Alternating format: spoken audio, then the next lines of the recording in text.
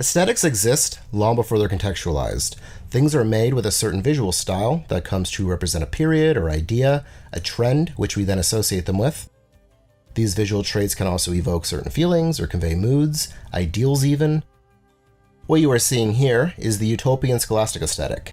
It has been requested that we cover this a few times, and given students are heading back to school, I thought it would be a good week to break it down and look not only at its visual aspects, but also its conceptual themes, mainly how it relates to education and futurism. We will be seeing examples of the aesthetic, as well as some related ideas, how technology has not only aided education, but changed the way that we learn. As always, I'm your host Brian, and before we get into it, a few plugs. Patreon. None of this is possible without the generous support of our patrons, and in exchange they get access to over 100 exclusive videos, as well as digital copies of my book, The Nostalgia Economy. An audiobook version is available over there as well. You can also become a member here on YouTube and get access to the audiobook video and monthly preview videos for just $1, or give us super thanks. Everything helps. Patreon.com/PixandPortraits. Help keep us going. Technology makes the world a better place, and as new tech is introduced, how we interact with each other and the world changes. You hear these criticisms, video games are bad, TV rots your brain, smartphones make people dumb, but there are great educational applications of old technology. Not everyone learns the same, and for some, technology allows them to understand, learn, and communicate more effectively.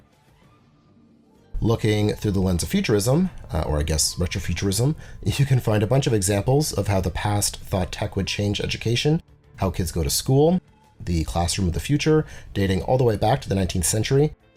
In the year 2000, generally attributed to Jean-Marc Cochet, imagined how technology would alter learning. It has the absurdity a lot of retrofuturism does, books being ground into a crank-operated machine that is electronically connected to all the students, beaming information into their heads. In the 1960s, Arthur Raidbaugh's Closer Than We Think predicted push-button schools, where teachers taught through video and students responded via machine. It's very similar to this Japanese illustration from around the same time. The Simpsons, even. We have a whole video on how The Simpsons predicted the Springfield of tomorrow. We were one step closer to this future by the 1990s, as personal computers and the internet became more accessible and popular. I found a few examples from this period that looked at how technology might change school and teaching in the future.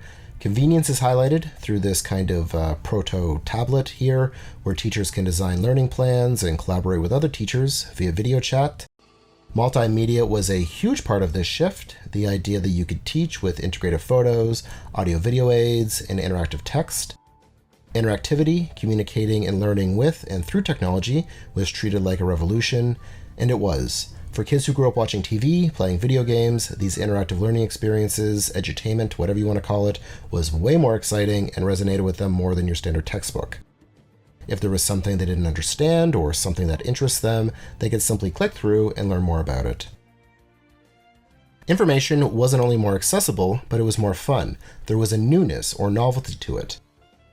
This was the future, the true arrival of the information age, and it is here we began seeing the Utopian Scholastic Aesthetic develop. The term was coined by the Facebook group Utopian Scholastic Designs from a Pre-9/11 World, created in 2017 by Susie Holt, and many of the examples used to contextualize the aesthetic were posted here.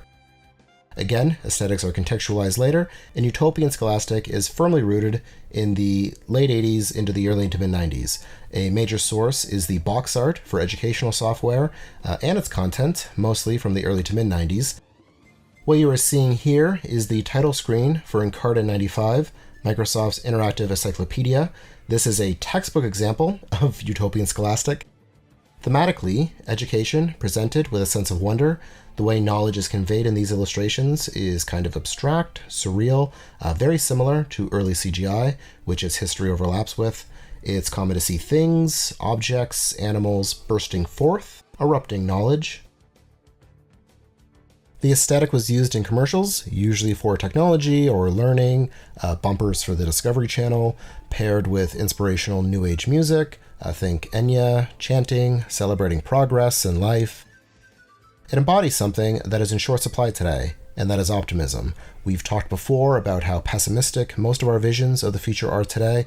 We have an entire video on post-futurism that covers a lot of the futures imagined from now.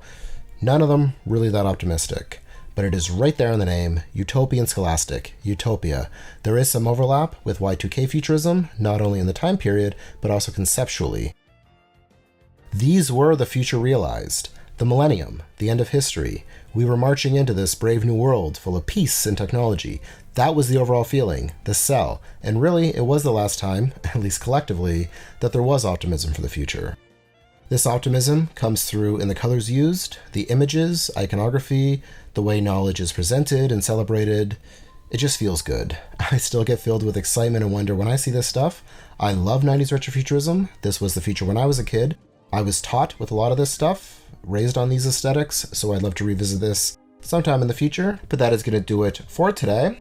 Shout out to the channel Microsoft Sam, who compiled and contextualized many of the video examples you've been seeing. Also, the Consumer Aesthetics Research Institute and the Aesthetics Wiki, all invaluable resources. I'll post links in the description if you want to check them out. Let me know in the comments what you think. Do you have any memories of this period or aesthetic? Let me know.